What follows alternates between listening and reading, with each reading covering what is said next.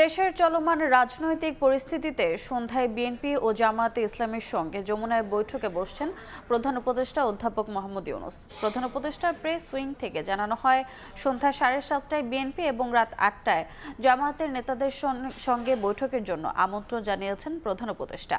বিএনপির পক্ষ থেকে জানানো হয়, স্থায়ী কমিটির সদস্য ডক্টর খন্দকার মোশাররফ হোসেনের নেতৃত্বে সালাউদ্দিন আহমেদ, মির্জা আব্বাস সহ তাদের প্রতিনিধি দল বৈঠকে অংশ নেবে। এরপরে ডক্টর মোহাম্মদ ইউনূসের সঙ্গে সংলাপে অংশ নেবে জামায়াতে ইসলামের প্রতিনিধি দল।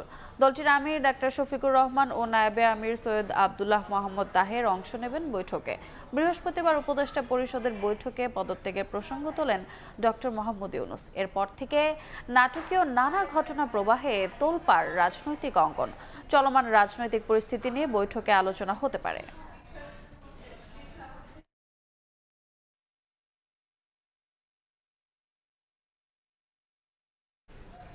এই মুহূর্তে যমুনার সামনে আছেন সহকর্মী নাজমুস সালেহী। সরাসরি যাচ্ছি তার কাছে। সালেহী,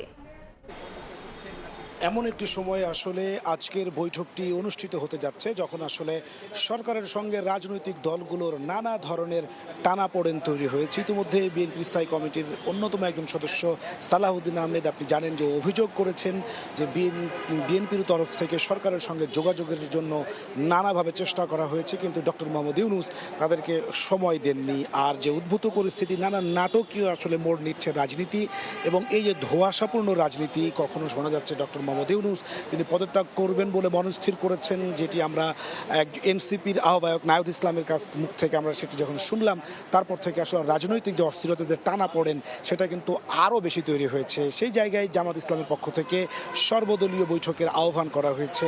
আসলে বিএনপির পক্ষ থেকে বারবারই বলা হচ্ছে যে সরকার আসলে কি ভাবছে, সরকার কি করতে চায়, সরকার কি করছে, এবং সরকারের পরবর্তী কাজগুলো আসলে কি হবে, সে বিষয়গুলো কোনো ধরনের তাদের সঙ্গে আলাপ আলোচনা করা হচ্ছে না। সরকার নিজে নিজে আসলে সিদ্ধান্ত নিচ্ছে। সুতরাং ভবিষ্যতে রাজনীতি কোন দিকে যাচ্ছে বা রাজনীতির গতিপথ কোন মোহনায় গিয়ে ঠেকবে বা কোন দিকে এগিয়ে যাচ্ছে, সে বিষয়গুলো আসলে বিএনপির পক্ষ থেকে বলা হচ্ছিল তাহলে একেবারে অন্ধকারে রয়েছেন। সুতরাং সেই অন্ধকার যাতে তারা না থাকেন, যাতে তাদের সঙ্গেও আলোচনা করা হয় এবং তাদের সঙ্গে আলোচনা করেই যাতে রাষ্ট্রীয় সিদ্ধান্তগুলো নেওয়া হয়, সেই জন্য তারা আসলে বারবার চেষ্টা করেছেন। সরকারের সঙ্গে কিন্তু তারা সেই সময় কিন্তু হয়ে ওঠেনি তাদের আলোচনা করার জন্য। একইভাবে আমরা কিন্তু জানি যে বেশ কিছুটা দূরত্ব তৈরি হয়েছে, মানে বেশ কিছুটা গ্যাপ দিয়ে আবার কিন্তু রাজনৈতিক দলগুলোর সঙ্গে সরকারের যে আলাপ সেটি কিন্তু আসলে শুরু হচ্ছে আজকে, এবং সেটিরও একটা প্রেক্ষাপট রয়েছে। সেই প্রেক্ষাপটটি আমি শুরুর দিকে একটু বলার চেষ্টা করেছি যে বিভিন্ন কারণের ডক্টর মোহাম্মদ ইউনূস